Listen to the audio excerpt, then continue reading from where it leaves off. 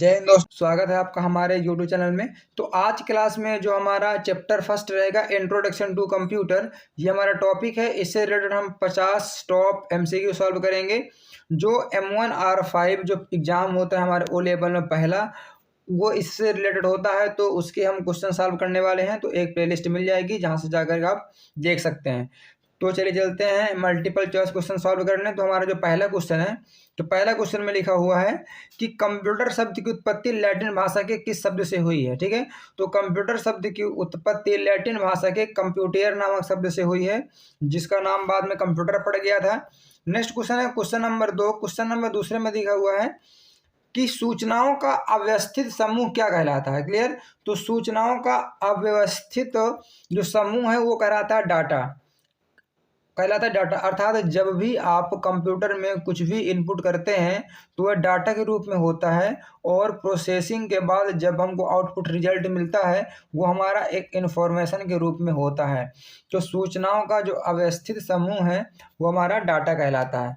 Next question है question number 3। Question number 3 में दिया हुआ है कि प्रथम पीढ़ी के कंप्यूटर्स में किस चीज़ का प्रयोग करके प्रोग्रामिंग की जाती थी। तो प्रथम पीढ़ी के कंप्यूटर में किस का मतलब किस लैंग्वेज का प्रयोग करके प्रोग्रामिंग की जाती थी। तो इसका राइट आंसर हो जाएगा मशीन लैंग्वेज, अर्थात मशीन लैंग्वेज का प्रयोग करके इसकी प्रोग्रामिंग की जाती थी। नेक्स्ट क्वेश्चन है क्वेश्चन नंबर हमारा 4। क्वेश्चन नंबर 4 में लिखा हुआ है कि प्रथम पीढ़ी का कंप्यूटर है। क्लियर, तो प्रथम पीढ़ी का कंप्यूटर कौन है, तो ऑप्शन हम देखने वाले हैं। तो प्रथम पीढ़ी का जो कंप्यूटर है पहला है ENIAC, अर्थात प्रथम पीढ़ी का ENIAC कंप्यूटर है, और प्रथम पीढ़ी का मार्क 1 भी, अर्थात इसका राइट आंसर हमारा ऑप्शन नंबर ए और बी हो जाएगा। तो इसका राइट आंसर डी आंसर सही हो जाएगा, option number A and B. Next question है क्वेश्चन नंबर 5। क्वेश्चन नंबर 5 में दिया हुआ है कि इंटीग्रेटेड सर्किट किसे कहते हैं। क्लियर, तो इंटीग्रेटेड सर्किट किसे कहते हैं, तो इसमें ऑप्शन देखेंगे जर्मेनियम के एक टुकड़े को। ऑप्शन नंबर बी में लिखा हुआ है ऑप्शन नंबर बी में लिखा हुआ है कि सिलिकॉन के एक सामान्य सेमीकंडक्टर चिप पर बने उसको बोलते हैं, या सिलिकॉन के एक टुकड़े को बोलते हैं, या उपयुक्त सभी। तो इंटीग्रेटेड सर्किट जो होता है वो हमारा होता है सिलिकॉन के एक सामान्य सेमीकंडक्टर चिप पर बने, उस पर होता है, इसको बोलते हैं हमारा ऑप्शन नंबर बी सही हो जाएगा। ये हमारा होता है इंटीग्रेटेड सर्किट। नेक्स्ट होता है हमारा option number 6। Question number 6। Question number 6 में दिया हो कि चतुर्थ पीढ़ी के कंप्यूटर की गति किसमें मापी जाती है। तो चौथी पीढ़ी के कंप्यूटर की जो गति है वह किसमें मापी जाती है, तो इसका राइट आंसर हो जाएगा हमारा पिको सेकंड, अर्थात ऑप्शन नंबर डी इसका राइट आंसर हो जाएगा। नेक्स्ट क्वेश्चन है क्वेश्चन नंबर 7। क्वेश्चन नंबर 7 में दिया हुआ है कि डिजिटल घड़ी के आकार में किस प्रकार का कंप्यूटर उपलब्ध है। तो इसका राइट आंसर हमारा हो जाएगा micro computer, option number D is the right answer हो जाएगा। नेक्स्ट क्वेश्चन है क्वेश्चन नंबर 8। क्वेश्चन नंबर 8 में दिया हुआ है कि भारत में विकसित परम सुपर कंप्यूटर का विकास किस संस्था ने किया था। तो इसका राइट आंसर हो जाएगा CDEC, अर्थात जो CDEC संस्था है इसने किया था। नेक्स्ट क्वेश्चन है क्वेश्चन नंबर 9। क्वेश्चन नंबर 9 में दिया हुआ है कि डिजिटल कंप्यूटर का उपयोग किया जाता है। क्लियर, तो डिजिटल कंप्यूटर का उपयोग किस लिए किया जाता है, तो इसका राइट आंसर हो जाएगा गणना करने के लिए डिजिटल कंप्यूटर का प्रयोग करते हैं, कैलकुलेशन के लिए। इसके बाद नेक्स्ट क्वेश्चन है क्वेश्चन नंबर 10। क्वेश्चन नंबर 10 में दिया हुआ है कि कंप्यूटर के विद्युत तथा इलेक्ट्रॉनिक भाग क्या कहलाते हैं। तो कंप्यूटर के विद्युत तथा इलेक्ट्रॉनिक भाग क्या कहलाते हैं, तो option number B right answer हो जाएगा हमारा हार्डवेयर। नेक्स्ट क्वेश्चन है क्वेश्चन नंबर 11। क्वेश्चन नंबर 11 में दिया कि सर्वाधिक प्रयोग में लाई जाने वाली इनपुट डिवाइस क्या होती है। तो सबसे ज़्यादा प्रयोग में लाई जाने वाली जो इनपुट डिवाइस होती है वह कौन सी होती है, तो इसका राइट आंसर हो जाएगा हमारा कीबोर्ड। राइट आंसर हमारा क्या हो जाएगा, कीबोर्ड। क्लियर है, तो CPU हमारी प्रोसेसिंग डिवाइस है, मदरबोर्ड हमारा एक हार्डवेयर पार्ट है, कंप्यूटर का मेन बोर्ड होता है, और सिस्टम भी यूनिट हमारा कंप्यूटर का एक भाग है, बट इनपुट डिवाइस हमारा कीबोर्ड है। नेक्स्ट क्वेश्चन है कि माउस कौन सी डिवाइस है। तो माउस कौन सी डिवाइस है, तो इसका राइट आंसर हो जाएगा कि माउस हमारा ऑप्शन नंबर इसका सी होगा, इनपुट डिवाइस है। माउस कौन सा डिवाइस है? इनपुट डिवाइस है, इसको पॉइंटर डिवाइस भी बोलते हैं। क्वेश्चन नंबर 13 लिखा हुआ है कि किसका प्रयोग कंप्यूटर गेमिंग के लिए किया जाता है? तो कंप्यूटर गेमिंग के लिए किसका प्रयोग करते हैं? तो इसका राइट आंसर हमारा हो जाएगा ऑप्शन नंबर डी, जॉयस्टिक का प्रयोग करते हैं। गेमिंग के लिए कंप्यूटर का प्रयोग करते हैं। ओसीआर को कहते हैं, ठीक है। तो ओसीआर का फुल फॉर्म क्या होता है? तो ओसीआर का पूरा नाम होता है ऑप्टिकल कैरेक्टर रिकॉग्निशन, अर्थात ऑप्शन नंबर ए इसका राइट आंसर हो जाएगा। नेक्स्ट क्वेश्चन है क्वेश्चन नंबर 15। क्वेश्चन नंबर 15 में दिया हो कि MICR का फुल फॉर्म क्या होता है? तो MICR का पूरा नाम होता है मैग्नेटिक इंक कैरेक्टर रिकॉग्निशन, अर्थात ऑप्शन नंबर ए इसका राइट आंसर हो जाएगा। नेक्स्ट क्वेश्चन हमारा रहेगा क्वेश्चन नंबर 16 कि डॉट मैट्रिक्स प्रिंटर प्रिंटिंग किसके माध्यम से की जाती है? तो इसका राइट आंसर हो जाएगा हमारा ऑप्शन नंबर ए, डॉट्स के माध्यम से प्रिंटिंग की जाती है। तो इसका राइट आंसर ऑप्शन नंबर ए हो जाएगा, बिंदुओं के माध्यम से। नेक्स्ट क्वेश्चन है क्वेश्चन नंबर 17। क्वेश्चन नंबर 17 में दिया होगा कि प्लॉटर क्या है, ठीक है। तो सबसे पहले जो हमारा ऑप्शन है कि यह एक इनपुट डिवाइस है।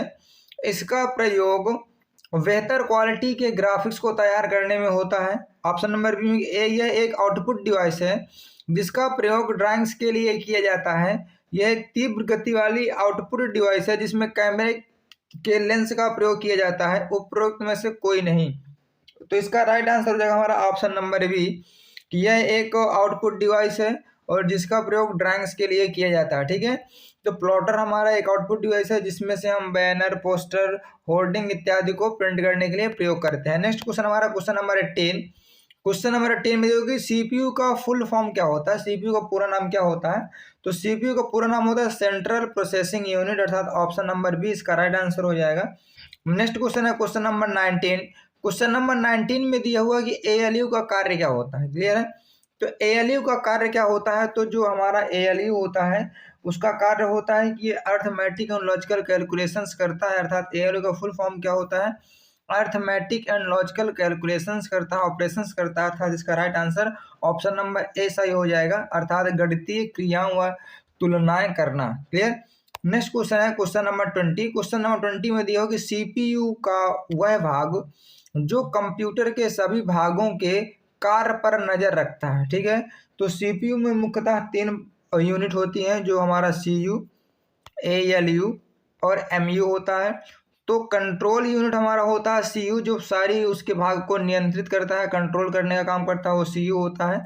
अर्थमेटिक लॉजिक एंड यूनिट होती है जो अर्थमेटिक और लॉजिकल कैलकुलेशंस करता है। और मेमोरी यूनिट्स जो प्रोसेसिंग के समय तक स्पेस देता है, हमारा मेमोरी यूनिट काम करती है। तो इसका राइट आंसर हो जाएगा हमारा option number B, control unit, जो सीपीयू के भाग को क्या करता है? सभी भागों को नजर रखता है। नेक्स्ट क्वेश्चन है क्वेश्चन नंबर 21।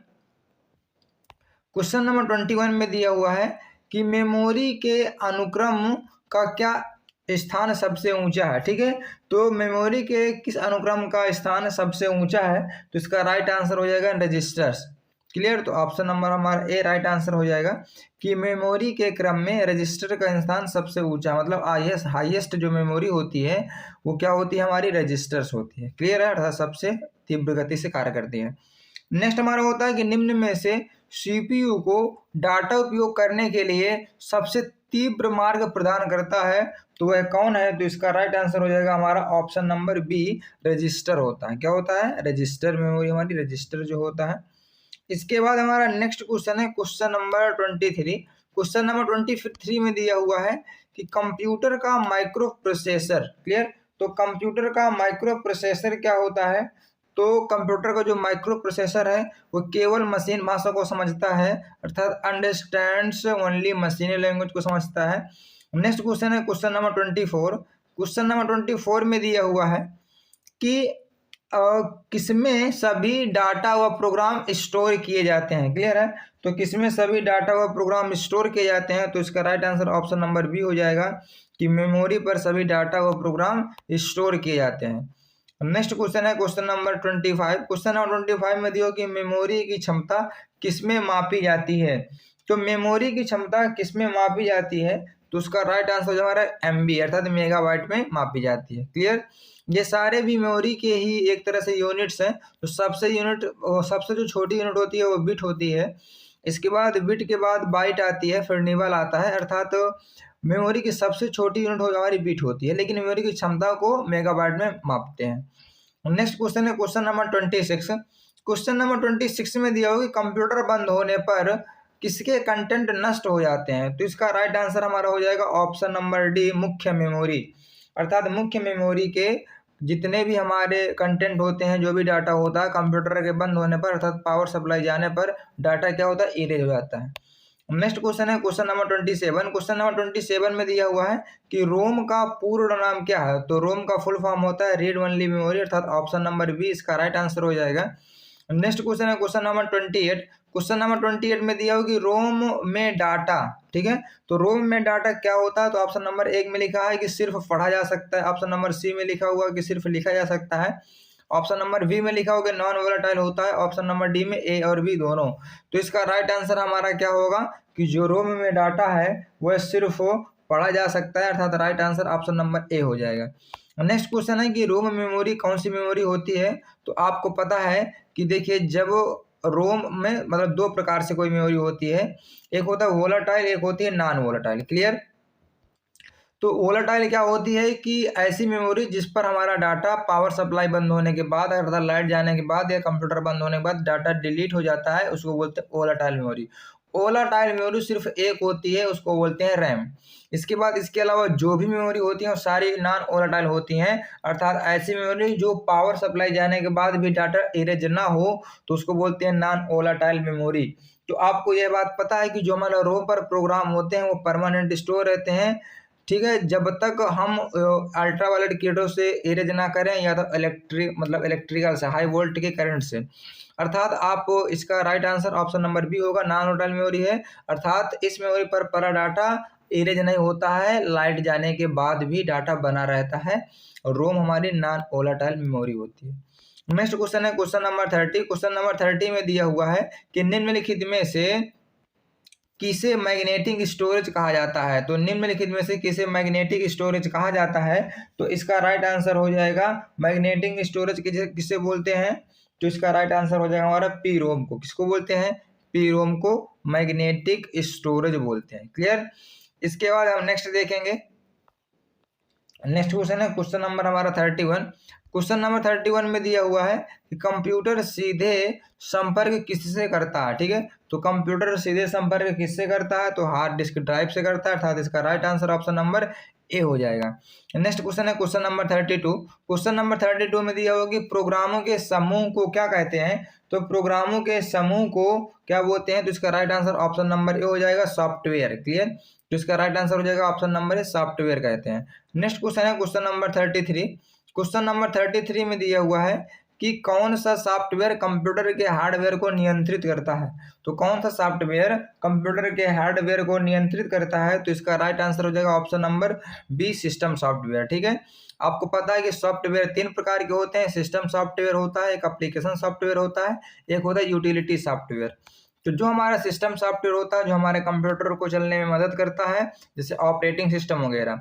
दूसरा होता है एप्लीकेशन सॉफ्टवेयर, अर्थात ऐसे सॉफ्टवेयर जो यूजर की हेल्प करते हैं, अर्थात डेली रूटीन पर जो काम आते हैं उनको बोलते हैं एप्लीकेशन सॉफ्टवेयर। यूटिलिटी सॉफ्टवेयर हमारे ऐसे सॉफ्टवेयर होते हैं जो हमारे कंप्यूटर को मैनेजमेंट रखते हैं, रख रखाव पर काम करते हैं, जैसे डिस्क क्लीनअप या डीफ्रेगमेंटेड, या फिर हमारा जो रिस्टोर या बैकअप या वायरस एंटीवायरस वाले जो हमारे सॉफ्टवेयर होते हैं वो सारे हमारे यूटिलिटी सॉफ्टवेयर होते हैं। नेक्स्ट क्वेश्चन है क्वेश्चन नंबर 34। क्वेश्चन नंबर 34 में दिया होगी ऑपरेटिंग सिस्टम के प्रमुख कार्य हैं। तो ऑपरेटिंग सिस्टम के प्रमुख कार्य क्या होते हैं। तो ऑपरेटिंग सिस्टम का जो प्रमुख कार्य है वो होता है यूजर तथा कंप्यूटर हार्डवेयर के मध्य संवाद स्थापित करना। ठीक है, तो क्या करता है, इन दोनों के बीच में एक इंटरफेस प्रदान करता है कौन, ऑपरेटिंग सिस्टम। अर्थात इसका राइट आंसर ऑप्शन नंबर ए सही हो जाएगा। नेक्स्ट क्वेश्चन है क्वेश्चन नंबर हमारा 35। क्वेश्चन नंबर 35 में दिया हुआ है कि डिवाइस ड्राइवर क्या है। ठीक है, तो व्हाट इज डिवाइस ड्राइवर। तो डिवाइस ड्राइवर क्या होता है। तो डिवाइस ड्राइवर इसका right answer option number C हो जाएगा कि छोटे अंग विशेष वाले प्रोग्राम। ठीक है, विशेष उद्देश्य वाले प्रोग्राम, ये हमारा क्या होता है, डिवाइस ड्राइवर होता है, छोटे विशेष उद्देश्य वाले प्रोग्राम। इसके बाद नेक्स्ट क्वेश्चन है क्वेश्चन नंबर 36। क्वेश्चन नंबर 36 में दिया हुआ है कि असेंबली भाषा थोड़ा सा और इसको थोड़ा सा हम करेंगे। इसमें लिखा है कि असेंबली भाषा में लिखे गए प्रोग्राम का अनुवाद मशीन भाषा में कौन करता है? तो इसका राइट आंसर हो जाएगा असेंबलर। ठीक है, तो इसका राइट आंसर हमारा असेंबलर ऑप्शन नंबर सी हो जाएगा। जैसे कि सबसे पहले हम देखेंगे ट्रांसलेटर। कंप्यूटर के अंदर ट्रांसलेटर होते हैं। ट्रांसलेटर क्या होता है कि जो एक लैंग्वेज को दूसरी लैंग्वेज पर चेंज करते हैं। क्लियर है, तो उसको हम बोलते हैं ट्रांसलेटर।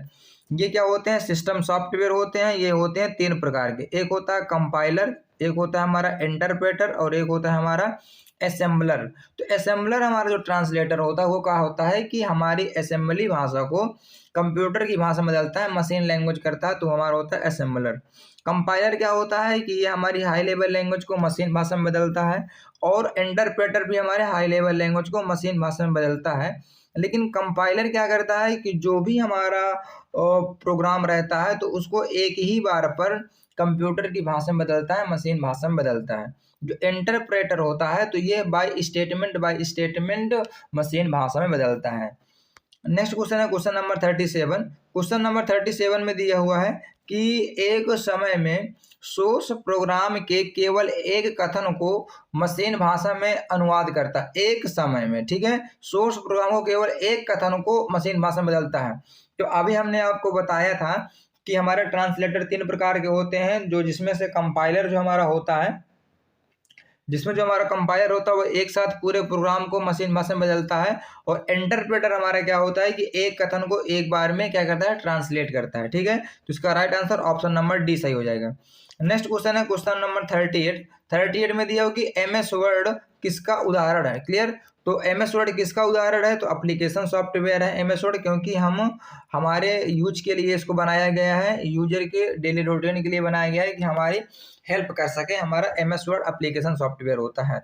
नेक्स्ट क्वेश्चन है क्वेश्चन नंबर 39।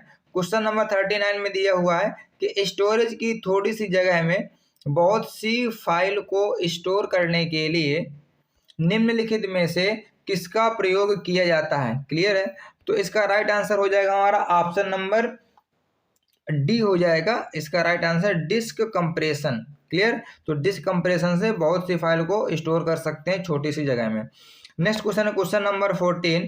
क्वेश्चन नंबर 40 लिखा हुआ है कि बैकअप क्या होता है? तो व्हाट इज बैकअप? बैकअप क्या होता है? तो आप सभी को पता है कि ओरिजिनल सोर्स से एक भिन्न डेस्टिनेशन में डाटा को कॉपी करके सुरक्षित रखना हमारा बैकअप होता है। क्लियर है, तो बैकअप करते हैं जब आप डाटा को, तो क्या होता है कि जहां पर जिस चीज को आप बैकअप करते हैं, जिस भी डेटा को आप बैकअप करते हैं, उसकी एक कॉपी को आप एक पर्टिकुलर जगह में रख देते हैं, जैसे आप क्लाउड पर या ड्राइव पर, उसको हम बोलते हैं बैकअप। ठीक है, इसके बाद नेक्स्ट क्वेश्चन है क्वेश्चन नंबर 41।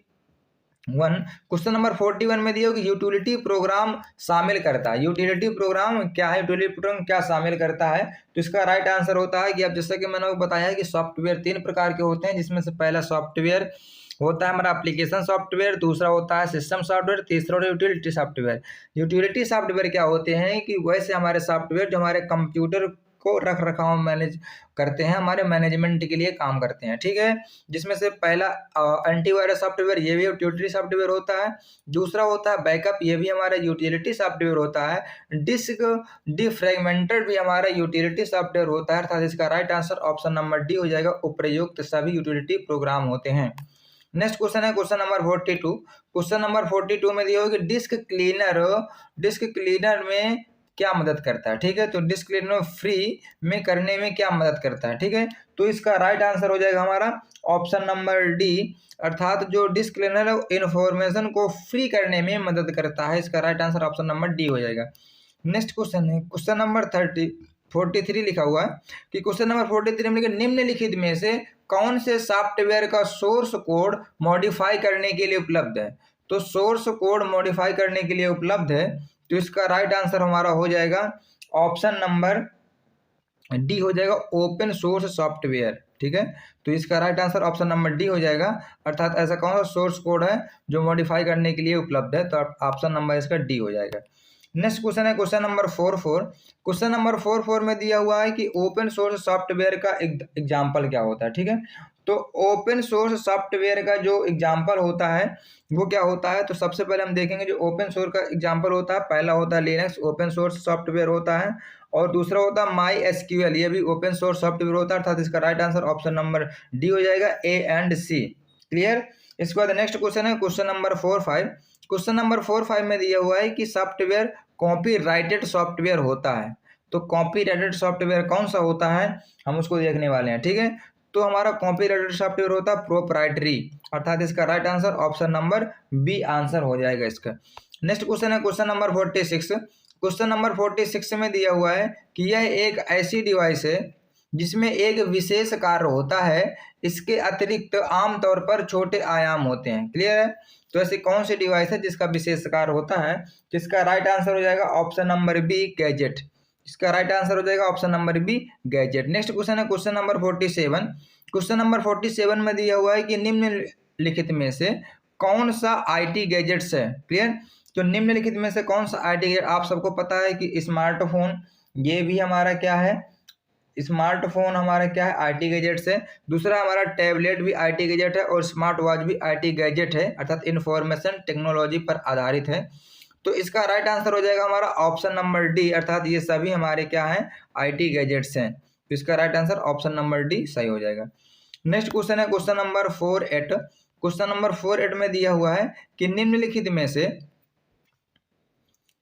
में से किस गैजेट का प्रयोग आपकी एक्टिविटी अर्थात गतिविधियां ट्रैक और विश्लेषण करने के लिए किया जाता है। तो इसका राइट आंसर हो जाएगा हमारा स्मार्ट बैंड, अर्थात ऑप्शन नंबर बी इसका राइट आंसर हो जाएगा। नेक्स्ट क्वेश्चन है क्वेश्चन नंबर 49। क्वेश्चन नंबर 49 में दिया हुआ है कि निम्न में से कौन सा पहनने योग्य कंप्यूटिंग डिवाइस है जो चश्मे के रूप में एक हेड माउंटेड डिस्प्ले साथ आता है। क्लियर है। तो इसका राइट आंसर हमारा हो जाएगा ऑप्शन नंबर गूगल ग्लास, अर्थात ऑप्शन नंबर सी हो जाएगा गूगल ग्लास। नेक्स्ट क्वेश्चन है क्वेश्चन नंबर 50। क्वेश्चन नंबर 50 में दिया हुआ किस आईटी गैजेट का प्रयोग बचाव, सुरक्षा और जांच के लिए किया जाता है। ठीक है, बचाव, सुरक्षा और जांच के लिए किया जाता है। तो इसका राइट आंसर हो जाएगा हमारा स्पाई पेन, अर्थात ऑप्शन नंबर डी इसका राइट आंसर हो जाएगा स्पाई पेन। ठीक है, तो आज क्लास में हम इतना ही देखेंगे, बाकी के क्वेश्चन हम नेक्स्ट क्लास में देखेंगे। तब तक के लिए जय हिंद।